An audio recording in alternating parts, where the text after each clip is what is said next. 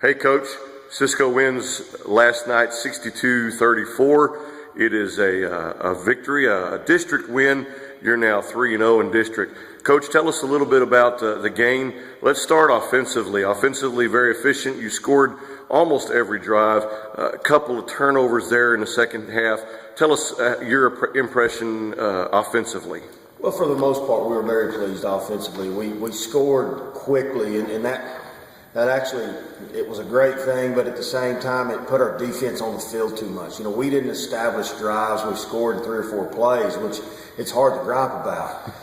We were very explosive. We knew we were a much faster football team, and that needed to take place.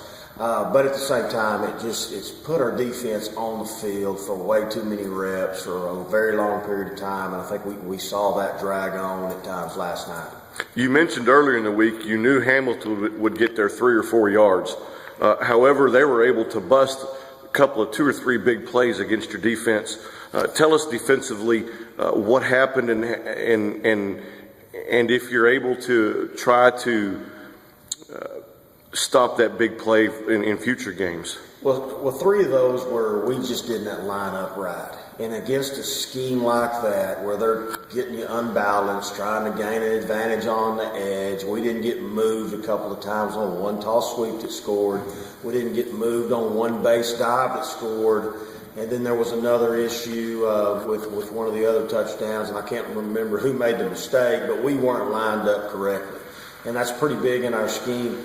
And they scored on 3 fourth down plays where we just got to make a play and didn't.